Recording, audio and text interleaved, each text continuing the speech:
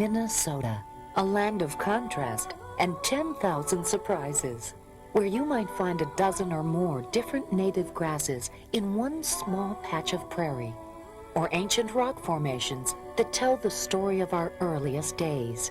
Wildflowers so rare, they aren't found anywhere else in the world, as far as you can see, and so close you can touch it. This natural state is preserved by one of the most renowned park systems in the nation, Minnesota State Parks, treasure chests guarding remnants of the pristine Minnesota. Stretching over 240,000 acres and scattered throughout the state, they bring us a little closer to some of the nation's most important natural and cultural resources. These are places of discovery, where you can encounter some of the most unique natural features and spectacular scenery in the country, where you can find all kinds of ways to pass the time, or expand your understanding of the natural world, where you can even spend a night or two by the campfire, in a state park managed by folks who are making sure a whole new generation of explorers can discover the original Minnesota.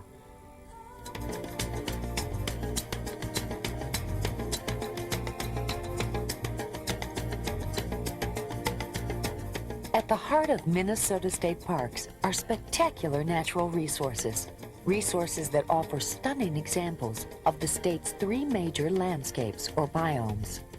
In northern and northeastern Minnesota and along the shores of Lake Superior, the year-round green of the pine forest dominates the landscape. At Itasca State Park, where you can walk across the Mississippi River, you can still experience the awe and mystery of also walking under a canopy of red and white pines more than 200 years old.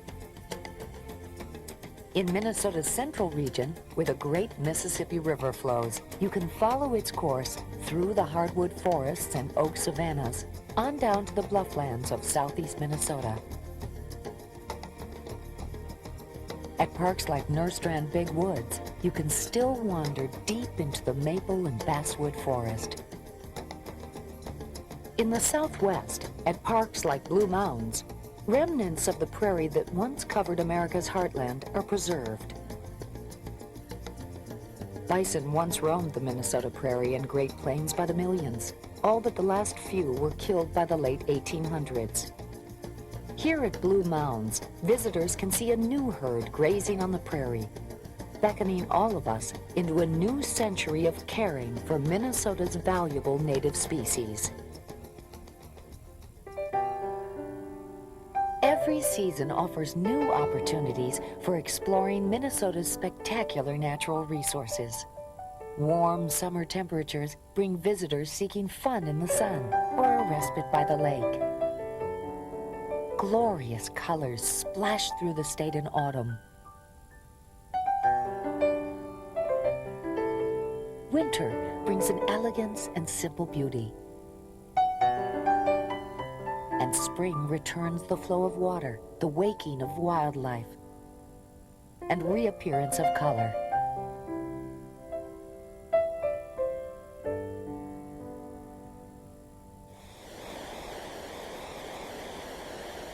And of course, there's Minnesota's most famous natural resource, the water.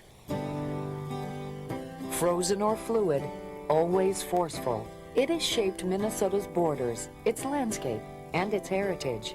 It adds character to state parks.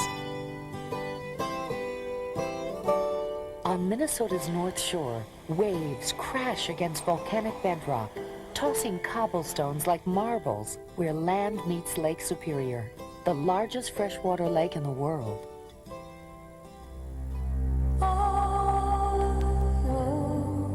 Eight North Shore State Parks serve as gateways to the Great Lakes. Among them, Split Rock Lighthouse and Tetegooch, where spectacular rock formations have stood the test of millions of years.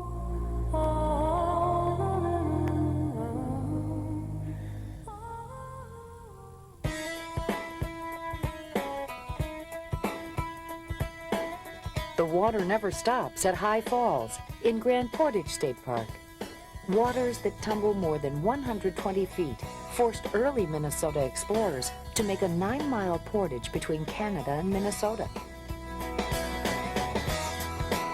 Many parks across the state have waterfalls with a character as unique as a fingerprint. Each one an ideal spot to contemplate the endless force of nature.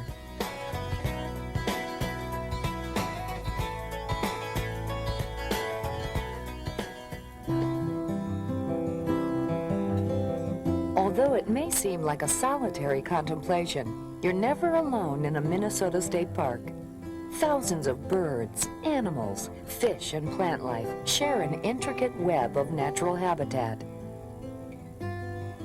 Some of them are rare, many of them are abundant, all of them a part of the state park's experience.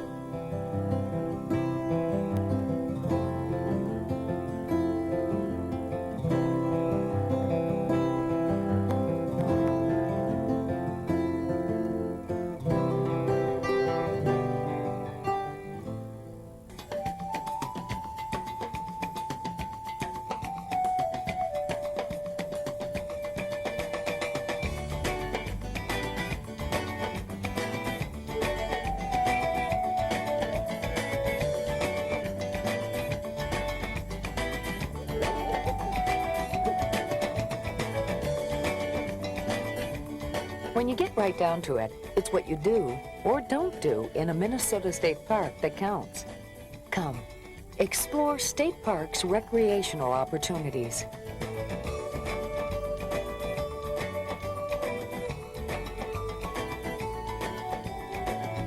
No matter what your pleasure, this is about doing what you enjoy. Setting your own pace.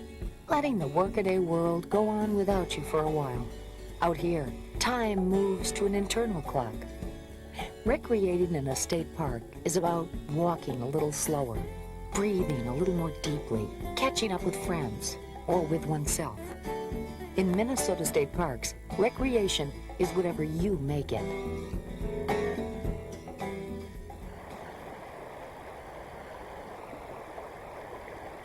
With water this clear, there has to be fish around. Some of the best angling in the region is right here, in state parks like Beaver Creek Valley in southeastern Minnesota. There are countless fresh, cool streams.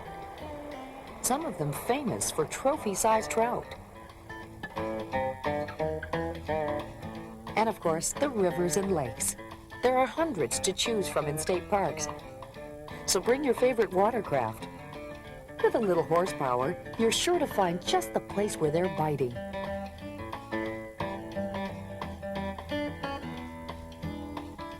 Whatever your favorite catch, there's always more than one way to lure them in.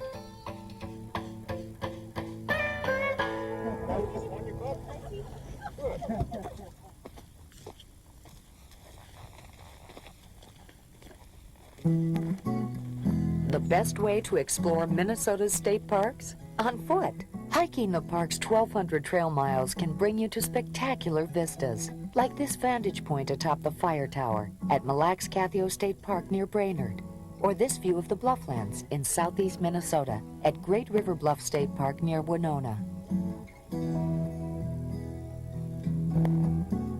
It can be a test of endurance over rugged terrain, or a leisurely stroll along the water.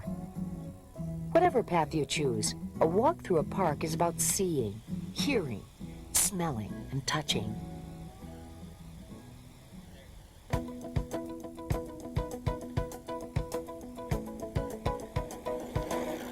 If you crave a little faster pace, Minnesota state parks offer hundreds of miles of trails for biking and rollerblading, like this trail at Fort Snelling State Park.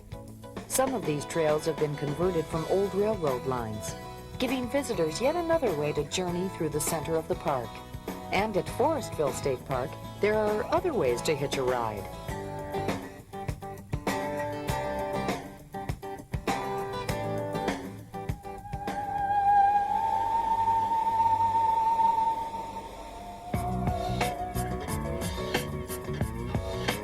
Looking for a thrill?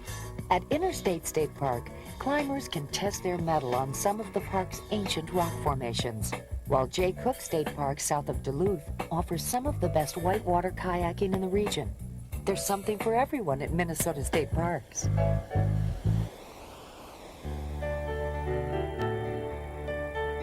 There are other kinds of thrills to be had, happening upon a patch of Minnesota's native prairie grasses and flowers. Seeking flocks of sparrows and warblers, discovering that perfect photo opportunity, or just enjoying a good meal cooked over an open flame.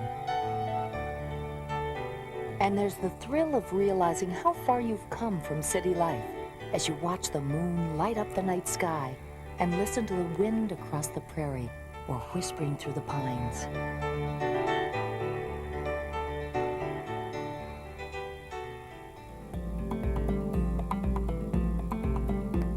At Minnesota State Park's campgrounds, you have a choice of getaway possibilities.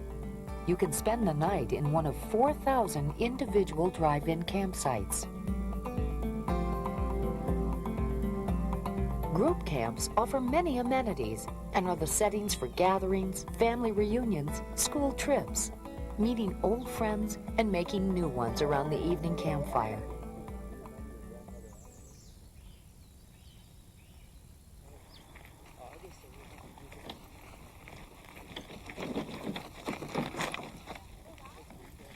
At some state parks, special carts help get your gear to campsites a half-mile away from any road or drive.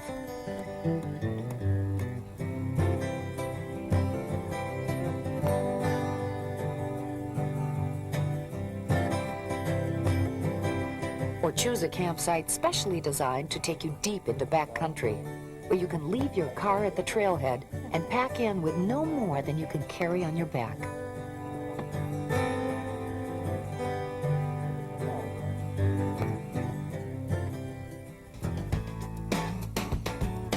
Prefer to stick closer to the water? Well, paddle in to a site specially designed for canoeists or kayakers. This is one of a number of points along the North Shore where paddlers can come in to stay along the new Sea Kayak Trail waterway. After a day on the water, stake your claim to a secluded spot to watch the colors of dusk wash over the water. Now this is a room with a view.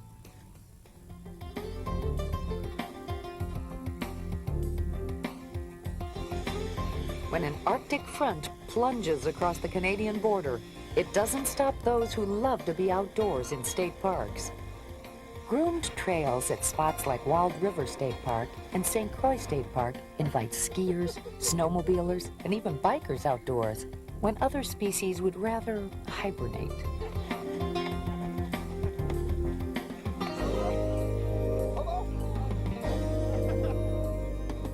Sooner or later, the ice begins to melt. Warm breezes return, and another remarkable Minnesota season draws us outside. Lakes and rivers become playgrounds for visitors shedding the chill of winter. Whether it's swimming at Whitewater, sailing, or windsurfing at Lake Bemidji, the water holds a special charm for visitors.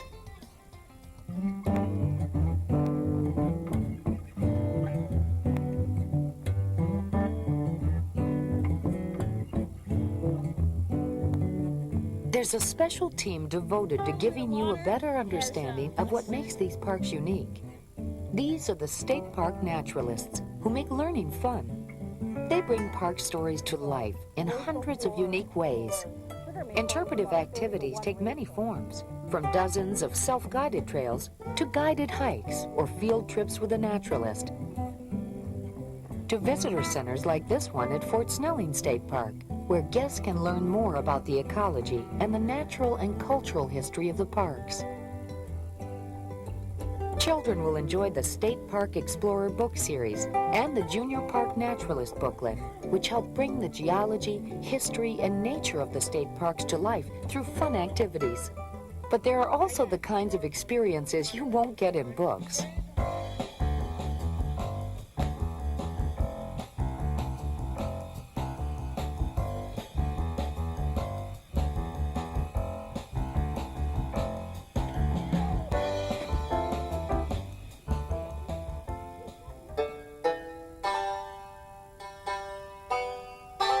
At Blue Mound State Park, naturalists tell the story of Minnesota's prairie habitat, which once covered 18 million acres of Minnesota.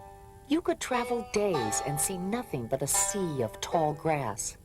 Today, the state retains just 150,000 acres of prairie, essential habitat for thousands of species of birds, animals, and insects, and a great opportunity for a state park's naturalists to inspire young explorers. Clump right there. And do you see the color to those blades and the stem?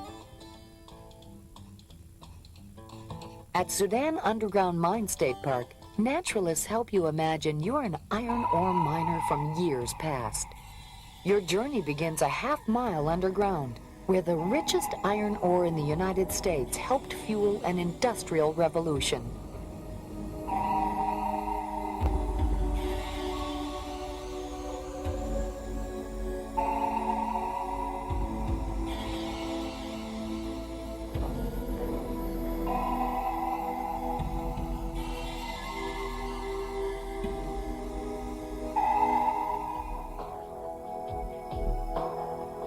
Groundwater is one of Minnesota's most precious resources. Visitors encounter it at its source down under, at Forestville Mystery Cave State Park. State Park's naturalists lead subterranean tours, revealing how groundwater flows and travels through the earth, and how important groundwater is to our own water supply.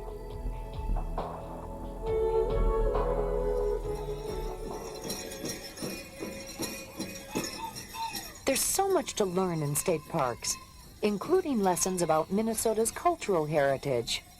The Dakota Indians offer their rich spirituality to the whole community at Upper Sioux Agency State Park. Interpretive staff work with the Dakota community to make park visitors part of the annual ritual known as the Wachipi. It's sometimes a naming ceremony, sometimes an adoption ritual. It's always a celebration of life, one that brings generations of extended family together for a centuries-old tradition.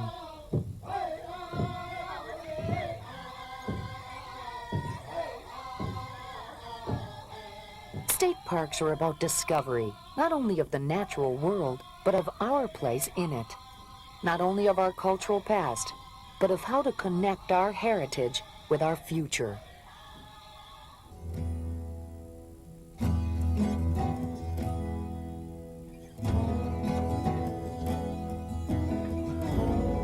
Lodging in Minnesota state parks takes you just about as far from civilization as you like.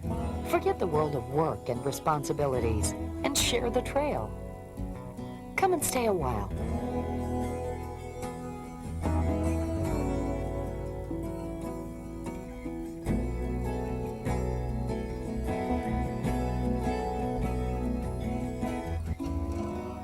And remember, pitching a tent is only one way to enjoy life among the elements.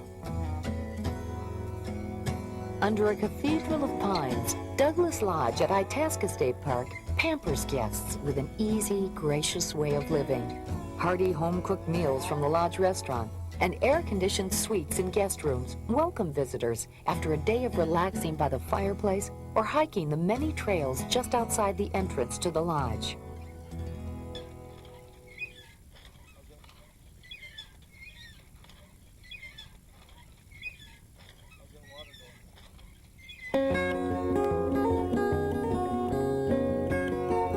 For a little more solitude, you can try Tetagooch State Park Lodge and Cabins. Minnesota's earliest settlers sheltered themselves from the elements with walls of rough-hewn logs like these. Transportation to these sites is only by foot or skis, but once you've arrived, with just the right balance of rustic and simple, elegant features, you may find it difficult to leave.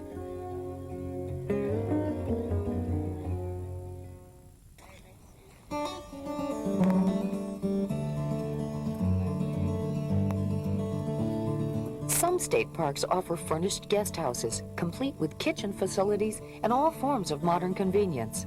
For those looking for an even more rustic experience, camper cabins at many state parks offer a dry space and the barest of necessities. And if you still long to make your own camp, there are plenty of campsites accessible by driving, walking, backpacking, canoeing, kayaking, biking, and even skiing. When you stay in a state park, you can get a little closer to the ones you love and to the things you love to do.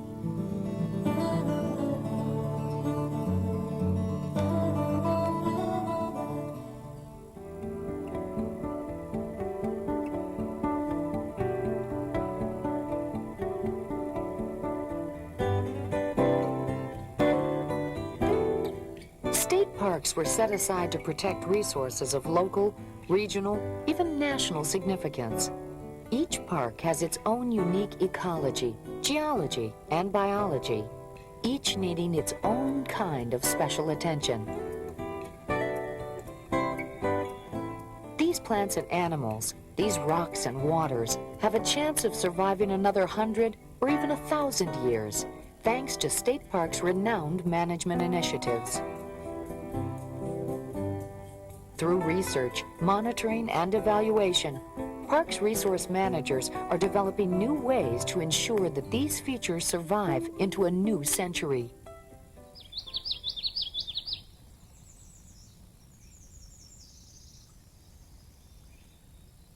On the forefront of park management is the protection of natural areas that have remained intact for thousands of years. On the prairies of the Southwest and in the pine forests of Itasca, park managers are using controlled burns to recreate the natural process of fire to rejuvenate, restore, and renew these areas. Managers also work to restore areas that have been damaged by natural or human influences. Exotic species such as European buckthorn and Tartarian honeysuckle are removed from oak savanna and woodlands. Fire is reintroduced to these areas as well. In Minnesota's prairie region, park managers are helping to keep this endangered habitat alive by collecting native, genetically diverse seeds that can be used for planting new fields of prairie grasses and wildflowers. These efforts mean that future generations will see Minnesota's prairie blooming as it did a century ago.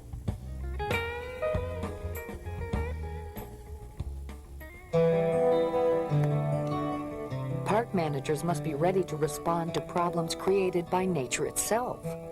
When heavy storms toppled the many acres of pine trees in Itasca State Park, a perfect habitat was created for the pine bark beetle. Resource managers thought the high beetle population would be a threat to the finest old-growth pine forest in the state. They set traps to lure the beetles by scent. The funnel-like design prevented the beetles from escaping. Then they used research and monitoring techniques which provided the answer. The high beetle population does not threaten the forest overall, but does threaten a few individual pine trees. Research and monitoring provides management with valuable information and strategies to deal with the natural process occurring in state parks.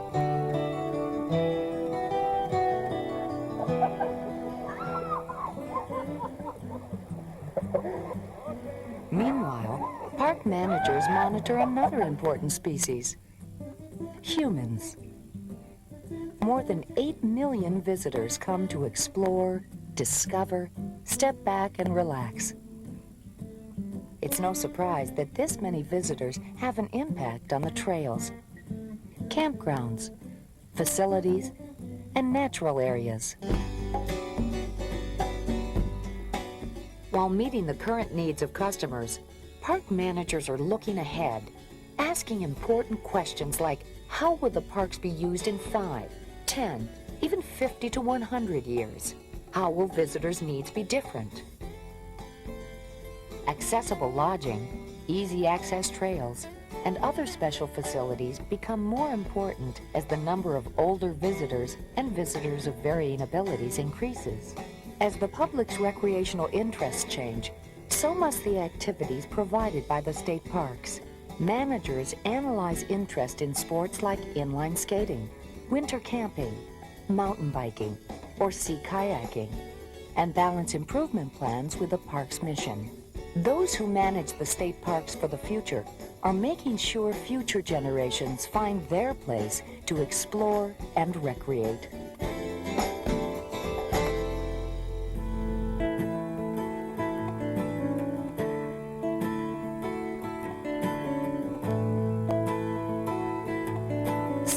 Ojibwe and the Dakota lived by the rhythm of the seasons. Since the voyageurs navigated these rivers and lakes in birch bark canoes, people of Minnesota and people from around the world have both lived on and loved this land. In 1891, a man named Jacob Brower saw how Minnesota's landscape was changing and knew that if something wasn't done to protect the resources, they would be lost forever. Through his efforts, Minnesota's first state park was established at Itasca.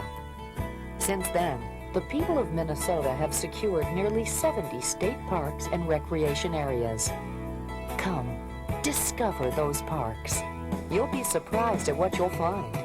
Places where you can feel the wind, settle into a slower pace of life, or learn about the natural world and how we relate to it. Minnesota State Parks, places of discovery, today, tomorrow, next year, next century, making sure a whole new generation of explorers can discover the original Minnesota.